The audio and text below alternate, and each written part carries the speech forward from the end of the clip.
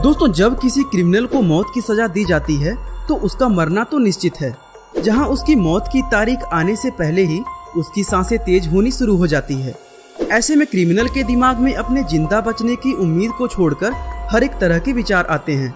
लेकिन जब कभी कोई एक नहीं बल्कि 3 बार फांसी की सजा देने पर भी ना मरे तो ये अपने आप में हैरान करने वाली बात होती है। और ठीक ऐसा ही जॉन ली नाम के शख्स के साथ हुआ।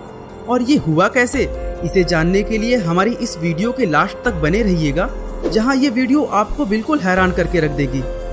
दोस्तों, जिसे कानून भी ना मार पाए उसके बारे में क्या ही कहा जाए, क्योंकि जॉन ली ऐसे ही शख्स थे जहां ब्रिटिश कानून भी इन्हें मारने में असफल रहा। और यह हुआ कैसे, इसे समझने के लिए आपको सबसे पहले यह समझना होगा कि पहले के समय में फांसी की सजा किस तरह से दी जाती थी। हम आपको बता दें कि पहले के समय में इंसानों को सजा देने के लिए उन्हें जलाने से लेकर उनके बॉडी पार्ट्स काटने तक की चीजें की जाती थी। लेकिन समय जैसे जैसे आगे बढ़ता गया, इंसान को सजा देने में थोड़ी बहुत दया देनी शुरू हो गई, जिसके बाद धीरे धीरे इंसान का गला दबाकर मौत देने से लेकर ऊंचाई से नीचे गिराने तक के तरीके आजमाए गए। इस तरह के मेथड को स्टैंडर्ड ड्रॉप कहा जाता था। और इसी तरह के कई सारे तरीके आजमाने के बाद 1872 में मौत की सजा देने के लिए एक नया तरीका इन्वेंट किया गया, जहां पर दोषी को रस्सी से लटकाकर एक दरवाजे के ऊपर खड़ा कर देना होता है। और जैसे ही नीचे मौजूद वो दरवाजा खुलेगा, वो शख्स सीधा लटक जाएगा, जिसकी वजह से गला दबने के कारण उसकी मौत हो जाएगी।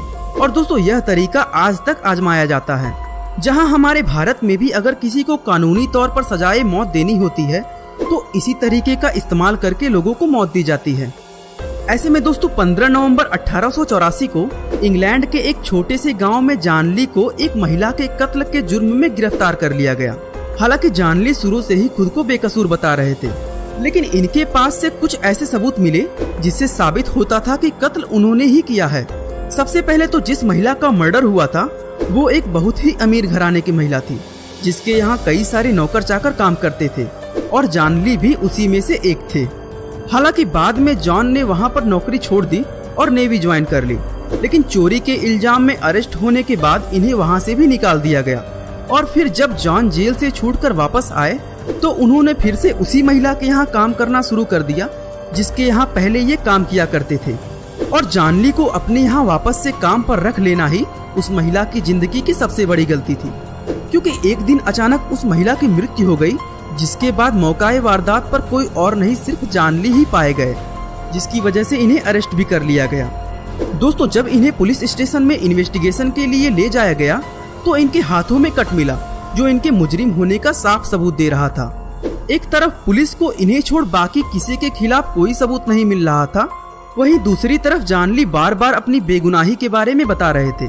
लेकिन अब जाहिर सी बात है कि इनके अलावा मौकाए वारदात पर कोई नहीं था, और इनके हाथों में लगे कट के निशान भी यही इशारा कर रहे थे कि दाल में कुछ काला है।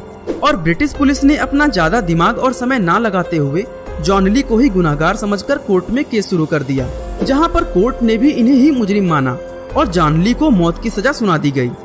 पर दोस्तों, इतना कुछ होने के बाद भी जॉन ली बार बार यही कहते रहे कि मैंने कुछ भी गलत नहीं किया है, और अगर इस दुनिया में कहीं भी भगवान है तो मुझे बचाने जरूर आएंगे, क्योंकि मुझे भगवान पर पूरा भरोसा है और उसे पता है कि मैं बेकसूर हूँ। दोस्तों, 23 फरवरी 1885 यही वो दिन था जब जॉन ली को फांसी की सजा दी जानी थी। दोस्तों, जॉन के दिमाग में तरह तरह की बातें चल रही थी, लेकिन शायद ही उन्होंने कभी यह सोचा होगा कि कानून की ये फांसी भी उनका कुछ नहीं बिगाड़ सकती। दोस्तों, जॉन को फांसी देने से जस्ट पहले हर एक चीज पूरी तरह से चेक की गई थी कि सब कुछ सही से काम कर रहा है या नहीं, और फिर जॉन के गले में रस्सी लटकाकर उनका मुंह पूरी तरह से ढक दिया गया, जिसके बाद जैसे ही एग्जीक्यूटर ने नीचे मौजूद दरवाजे को अपने हाथों से हैंडल दबाकर खोला तो दरवाजा खुला ही नहीं, जिसके बाद उन्होंने कई बार हैंडल को ऊपर नीचे करके दरवाजा खोलने की कोशिश की, लेकिन उस दिन दरवाजा खुला ही नहीं। इसके बाद दोस्तों, इनके फांसी की तारीख अगले दिन के लिए रख दिया गया। जब दूसरे दिन फिर से जॉन ली को सजा देने के लिए लाया गया तो उस दिन भी दरवाजा नहीं खुला। और दोस्तों, लगातार ऐसा 3 बार होने के बाद ये केस कोर्ट में गया, जहां हर एक चीज की तहकीकात की गई कि आखिर यह हो कैसे रहा है, क्योंकि एक शख्स का 3 बार फांसी की सजा से बच निकलना आज तक के इतिहास में कभी नहीं हुआ था।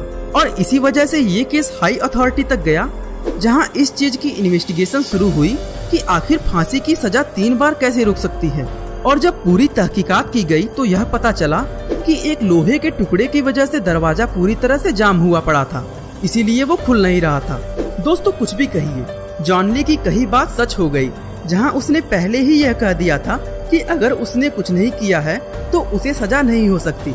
और शायद इसी वजह से जब कोर्ट को यह पता चला कि जॉन ली एक नहीं बल्कि 3 बार फांसी की सजा से बच गए हैं, तो जज ने इस बात को पूरी तरह से समझा कि जब जब जॉन को सजा के लिए ले जाया गया होगा तब वो हर एक पल मरे होंगे, यह सोचकर कि जस्ट अभी मेरी मौत हो जाएगी और इनकी सजा के लिए इतना ही बहुत है, क्योंकि जिस शख्स ने 3 बार मौत को मात दे दी उसे छोड़ देना ही सही फैसला है।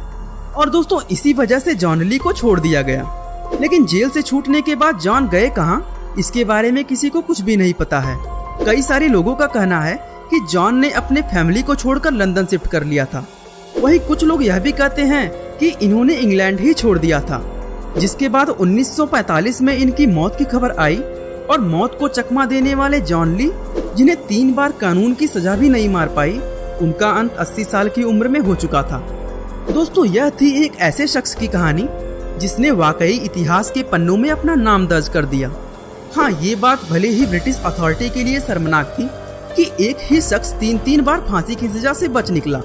लेकिन दोस्तों अगर देखा जाए तो ये कहानी हमें बताती है कि जब तक आपका मौत लिखा ना हो तब तक आपको कोई मार नहीं सकता, फिर चाहे वो कानून ही क्यों ना हो। दोस्तों आपका इस विषय में क्या राय है, हमें कमेंट करके जरूर बताइएगा। उम्मीद है आपको हमारी आज की यह वीडियो काफी पसंद आई होगी। और दोस्तों ऐसे ही इंटरेस्टिंग वीडियोस को लगातार देखने के लिए हमारे चैनल को लाइक, शेयर और सब्सक्राइब करना ना भूलिएगा। आपका बहुमूल्य समय देने के लिए बहुत बहुत धन्यवाद।